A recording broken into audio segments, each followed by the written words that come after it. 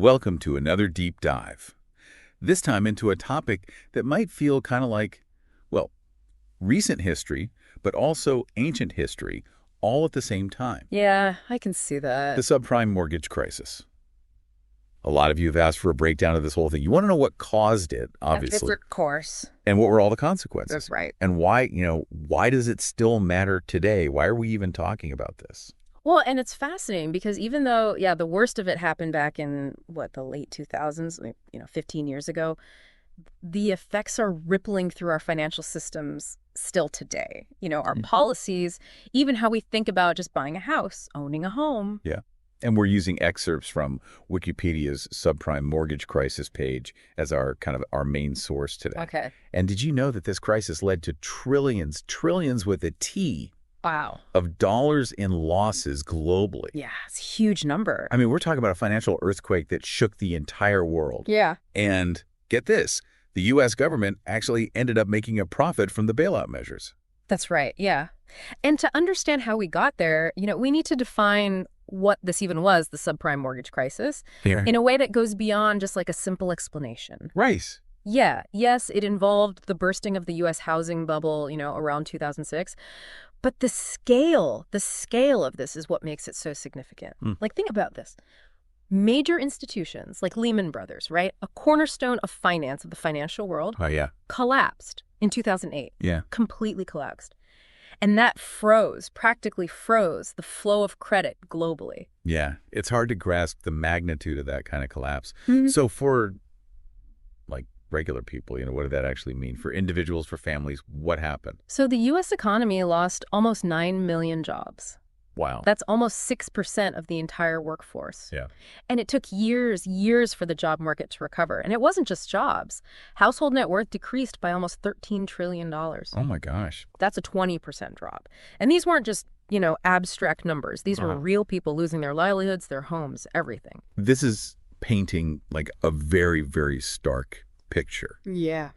Of just how big this was and how far-reaching the effects were. But, as you said, this wasn't something that just happened overnight. Right. What were the main factors that kind of led to this explosion? So, the crisis, it had been brewing for years. Okay. Fueled by a frenzy in the housing market, right? What some people call a housing bubble. Easy loan terms, low interest rates, and that allure of, rising housing prices, that all created a recipe for very risky mortgages. Right. People were taking out loans they couldn't really afford, betting on being able to refinance later when their homes were worth even more. It was a gamble, and it backfired spectacularly. So I'm curious, how much were these prices increasing by? It must have been pretty substantial to create that kind of frenzy. Astronomical. Between 1997 and 2006, the average American home price went up by 124%. Wow. 124%. It's insane. That kind of rapid growth just isn't sustainable in any market. Yeah. It's almost like buying some expensive, rare car, right? Assuming you can easily turn around and sell it for a profit. Yeah. But what happens when the market for that particular car suddenly crashes? That's, a recipe for disaster for sure. So we've got this bubble inflating. What were the elements that really added fuel to the fire?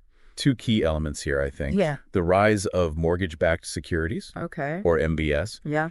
and the surge in subprime lending. Now, these are terms we hear a lot, but it's worth actually, taking a minute to break them down to understand their role in the crisis. Yeah, absolutely. Let's unpack that for our listener, because those terms are essential to really understanding the complexity of what was happening. So imagine a giant pot, right, filled with mortgages from all across the country. Okay. Wall Street takes these mortgages, bundles them together, and then sells pieces of this pot to investors. Right. That's your MBS. So this allowed investors worldwide to, in a sense, buy into the U.S. housing market. Problem is, a lot of these mortgages were subprime loans. Okay, so subprime loans, what are those, and why were they such a problem in this whole thing? So subprime loans were given to borrowers with poor credit histories and a higher risk of defaulting. Lenders were essentially betting that the ever-rising housing prices would offset the risk. Got it. But as we know, that bet did not pay off. When housing prices began to fall, the value of these MBS, these mortgage-backed securities, plummeted, Right. leaving investors worldwide with massive losses. And that triggered a global chain reaction. So this whole system, it was built on, kind of shaky ground, with these subprime loans being a major contributor to that instability. Exactly. Got it. And just to illustrate how shaky this ground was, by October 2007, the delinquency rate on subprime adjustable rate mortgages had tripled. Tripled. Wow, that's a staggering statistic. It seems like a system that was almost like designed to fail. So were there any safeguards in place? Like, who was supposed to be overseeing all this? That's the crucial question. And it leads us to another piece of this puzzle, the emergence of a shadow banking system. Ooh, shadow banking. Sounds ominous. Yeah. Like something out of a spy novel or something. What exactly was going on in this shadow world? Not quite a spy novel, but it was definitely a breeding ground for risky practices. Investment banks and hedge funds were like the key players here. They were creating and trading incredibly complex financial instruments derived from those risky mortgages we talked about. One such instrument was the collateralized debt obligation, or CDO. CDOs, they sound complicated. They were. How did they fit into this already intricate web of financial instruments, on top of the risky mortgages and everything? These CDOs were bundles, essentially, of those riskier slices of MBS repackaged to create new securities. And here's the kicker. They were often given AAA ratings by credit rating agencies, Even though, despite the inherent risk. It was a way to, mask the danger, keep the money flowing. But the underlying those ticking time bomb mortgages remained. it sounds like a lot of smoke and mirrors, Yeah. creating an illusion of stability, while the foundation was really crumbling beneath it.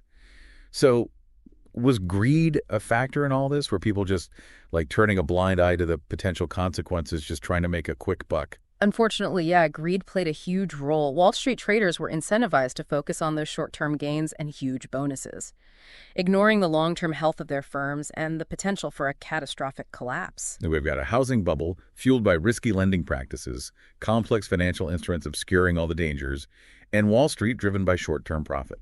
Yeah, I'm starting to see how this was a recipe for disaster. But what about the government? What role did they play in all this? Now that's a question with multiple layers, multiple perspectives, and one that deserves a deeper exploration. We'll delve into that in the next part of our deep dive. The government's role in this whole subprime mortgage crisis thing. Well, it's complicated. Yeah, I bet. There's no easy answers here. There are these policies in place, right?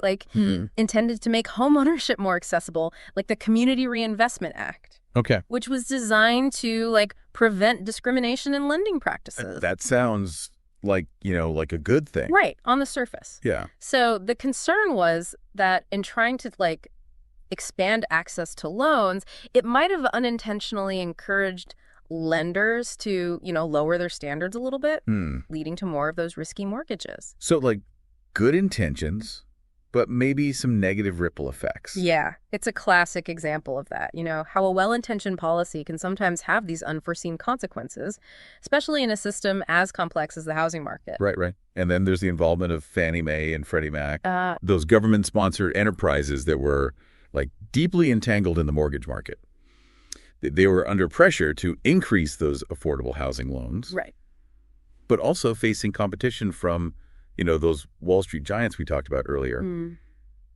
So what impact did all this pressure have on what they were doing? Well, so the official reports, from the Financial Crisis Inquiry Commission, Okay. along with studies by, various institutions, they kind of downplay the role of Fannie Mae and Freddie Mac, suggesting they weren't the, driving force behind the subprime lending trend. So they weren't leading the charge. Yeah, more like they followed a pattern that was already there, already established in the market. So they were reacting to market forces. Yeah. Just going with the flow. It's a good question. And it's worth noting, though, that the SEC, the Securities and Exchange Commission, actually charged former Fannie Mae and Freddie Mac executives with misleading investors about their exposure to, subprime mortgage risks. Oh, wow. So that adds another layer here, suggesting maybe their role was more significant than some reports might indicate. Yeah, it's like trying to put a puzzle together where some pieces are missing and others just don't quite fit, Yeah. There seems to be a lot of finger-pointing and blaming when it comes to the government's role in this whole mess. That's definitely true. Some critics actually blame the whole crisis entirely on government housing policies. Entirely. Yeah. They point to things like the National Homeownership Strategy from 1995, Okay. which aimed to, dramatically expand homeownership in the U.S. I mean, on the surface, promoting home ownership doesn't sound like a bad thing. Right. I mean, owning a home, it's a big part of the American dream, right? Yeah. That was the thinking behind it. But critics argue that by pushing for, more relaxed lending standards and involving local organizations in the process, it created a system ripe for exploitation. They cite practices like silent second loans, where borrowers basically hid their true debt levels from the main lender. Oh, wow. So it's like blurring the lines between, ethical practices and just bending the rules to get the deal done, no matter what the consequences might be down the line. It's a fair assessment, and it's crucial to remember that all of these government policies were, operating within a much larger context, a global context. Right. Factors like, central bank policies, the forces of globalization, those also played a significant role in creating the conditions that led to this. Okay. So it wasn't just one policy or one institution. It was like a perfect storm of different factors, both here and abroad. So let's talk about those global factors. Sure. How did central banks influence the situation? So central banks, like the Federal Reserve here in the U.S., they kept interest rates super low in the early 2000s. Okay. The intention was to stimulate the economy after the dot-com bubble burst. Right. But some economists argue that these low interest rates actually ended up fueling the housing bubble. I see. Because when borrowing is cheap and easy, it can lead to excessive risk-taking. And that's exactly what we saw in the housing market. So another example of good intentions, but maybe not the best outcome. Exactly. What about globalization? How did that fit into all this? Globalization led to the U.S. becoming very reliant on foreign investment, Okay.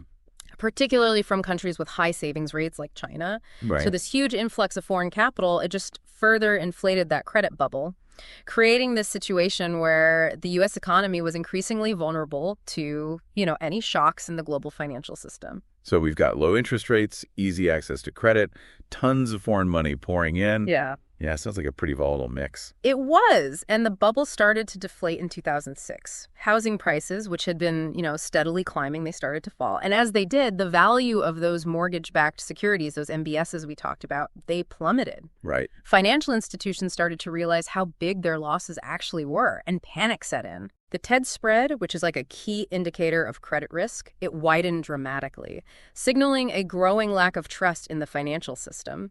And by 2008, the crisis had reached a fever pitch.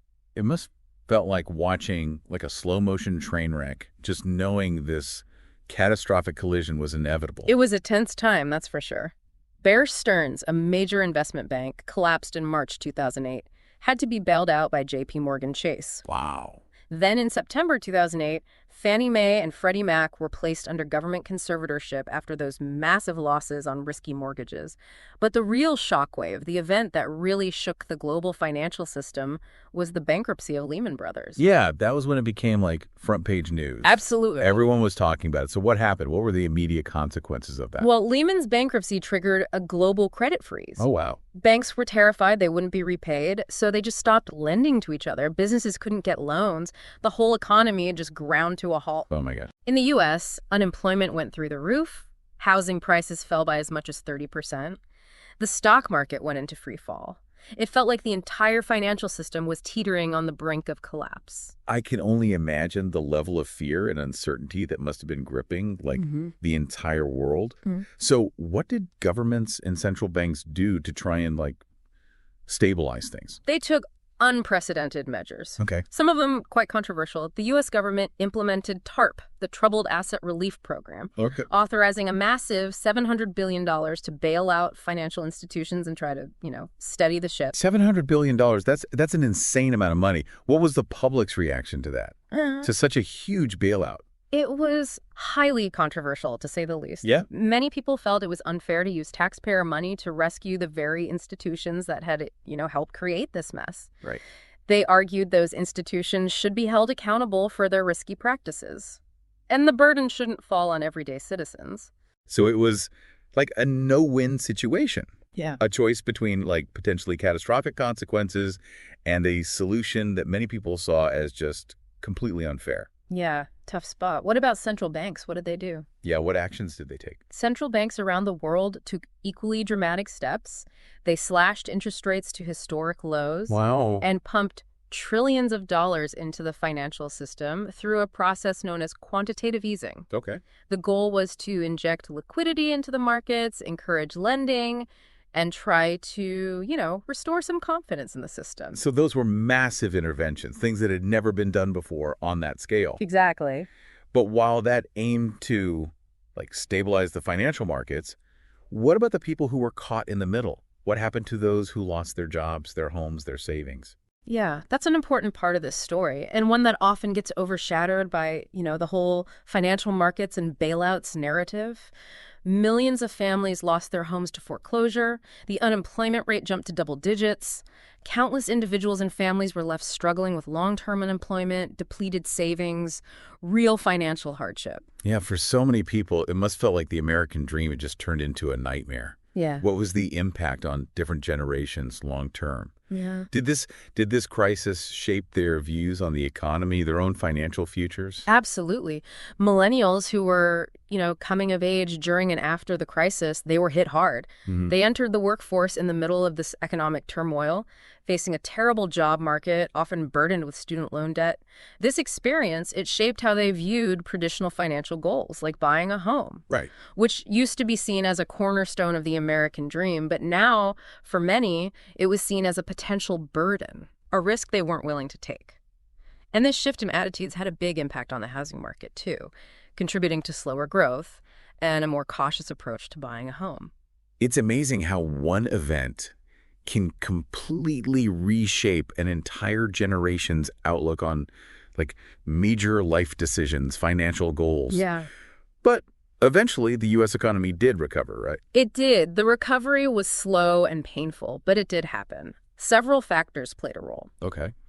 The government's bailout measures, controversial as they were, helped stabilize the financial system. Central banks' policies, those aggressive rate cuts and the quantitative easing programs we talked about, Yeah. they provided much-needed liquidity and helped restore some confidence in the markets. And over time, businesses and consumers started to regain their footing, and things slowly started to improve. So there was a light at the end of the tunnel. Yes, definitely. And there's a surprising twist to the whole bailout story. Okay. The U.S. government actually made a profit from it. Yeah, but January 2018, the U.S. Treasury had recouped all the bailout funds plus interest. Wow. They'd invested, loaned, or granted a total of $626 billion and ended up making a profit of $87 billion. It's not often we hear about the government making money. I know, right? Yeah. Especially not in the context of a financial crisis. Yeah. So it's a testament to like the resilience of the U.S. economy, I guess, Yeah. and the effectiveness of those government interventions, at least financially speaking. Mm-hmm. But even with that recovery, a question lingers. Did we actually learn anything from this? Have we addressed the underlying issues in a way that prevents this from happening again? That's the million-dollar question, isn't it? The Dodd-Frank Wall Street Reform and Consumer Protection Act, which was passed in 2010, that was designed to overhaul the financial system, increase transparency, strengthen regulations, provide greater consumer protections. So it was a big step towards addressing some of those issues that led to the crisis. So it was a step in the right direction. But was it enough? Are there still vulnerabilities in the system, things that could lead to another crisis? That's a debate that's still going on today. Some argue that Dodd-Frank didn't go far enough, that there are still loopholes and areas of the financial system that just don't have enough oversight. Others think the regulations are too burdensome, that they hinder economic growth. It's a complex issue, no easy answers. So the legacy of this crisis is one of ongoing debate and vigilance. I think so, yeah. But what can we take away from all this? I think the most important thing is that our financial system is interconnected. Actions taken by governments, central banks, financial institutions, even individual borrowers, they can all have these ripple effects that are felt globally. Right. It highlights the need for transparency, accountability, and a deep understanding of the risks involved in these, complex financial instruments and markets. It's a reminder that, yeah, we've seen a recovery, but the lessons of the subprime mortgage crisis are still incredibly relevant today. Definitely. We've gone through, the events leading up to the subprime mortgage crisis, the government's role, the fallout, all that. But what about the long-term consequences, the things that are still with us today? Yeah, there are a few. One of the biggest is the impact on the U.S. job market. The recovery, it was slow, it was painful. Long-term unemployment reached like record highs. Remember, almost 9 million jobs were lost during the crisis. Yeah. It wasn't until 2014 that the number of jobs finally got back to where it was before the crisis. That's a long time, almost a decade for the job market to recover. So what were the economic consequences of that long period of unemployment? It led to what economist Richard Koo calls a balance sheet recession. Okay, a balance sheet recession. Imagine like a family struggling with credit card debt. Okay. So they cut back on everything, vacations, eating out, even essential purchases, just to focus on paying down that debt. Right, makes sense. Now multiply that by millions of households and businesses across the country. That's the kind of economic paralysis you get with a balance sheet recession. People and businesses, they prioritize paying down debt over spending, over investing. Right. And that lack of demand, well, it hinders economic growth. Creates a vicious cycle. Exactly. So how did this crisis impact millennials specifically? Yeah, they were just entering the workforce during that time. Right. They saw the housing bubble burst firsthand. They were saddled with student loan debt, entering a really uncertain job market. Yeah. A lot of them started to question that traditional path of buying a house, home ownership. Right, the American dream. Exactly. It was Sure. once seen as a cornerstone of that. But now it was a potential financial burden, a risk a lot of them just weren't willing to take. And that shift in attitudes, it had a ripple effect on the housing market, too. How so? Slower growth, a much more cautious approach to buying a home. It's fascinating, isn't it? Yeah, it's like a single event can just totally reshape an entire generation's outlook on major life decisions, their financial goals, everything. But the U.S. economy, it did eventually recover. Yeah, right? it did. It showed its resilience. What were the key things that helped that happen? Several things. The government bailouts, even though they were controversial, they did help stabilize the financial system. Central banks' actions, the rate cuts, quantitative easing, all that. It provided liquidity, helped restore some confidence in the markets. Right. And then slowly, over time, businesses and consumers started to recover, leading to a slow, steady return to growth. And there's that surprising twist to the bailout story, right? You mean the profit? Yeah, the government actually made money from it. It's not often we hear about the government turning a profit. It is pretty remarkable. By January 2018, the U.S. Treasury had not only gotten all the bailout money back, they'd made a profit of $87 billion. Wow. They invested, loaned, or granted a total of $626 billion and managed to generate a pretty substantial return for taxpayers. So a silver lining to a very dark cloud. But even with the recovery, the big question is, did we actually learn anything? Did we fix the things that caused this so it doesn't happen again? The million-dollar question, right? The Dodd-Frank Wall Street Reform and Consumer Protection Act, which was passed in 2010, that was a big step. Okay. It was designed to reform the whole financial system, increase transparency, strengthen regulations, give more protection to consumers. Sounds like a good thing. It was a big step towards addressing the problems that led to the crisis. But was it enough? That's the question, yeah. Are there still vulnerabilities, things that could trigger another crisis? That debate is still going strong today. Some people think Dodd-Frank didn't go far enough, that there are still loopholes, areas without enough oversight. Others think the regulations are too much, that they hurt economic growth. It's complicated. So the legacy of this crisis is one of, ongoing debate and being really careful. I think so. What can people listening learn from all this? I think the biggest takeaway is our financial system is all connected. What governments do, central banks, financial institutions, even individual borrowers, it can all have huge ripple effects globally. It's all connected. It shows how important transparency is, accountability, and really understanding the risks involved in these really complex financial instruments and markets. Wow. This has been, a fascinating deep dive. It has. It really shows how this event, the subprime mortgage crisis, is still shaping our world, even today. Financially, how we think about the system, everything. Definitely. Even though we've recovered financially, the lessons are just as important now as they were back then. Absolutely. And those lessons, they remind us to stay informed, to ask those critical questions, and to really engage in the discussions about the policies and practices that shape our financial world.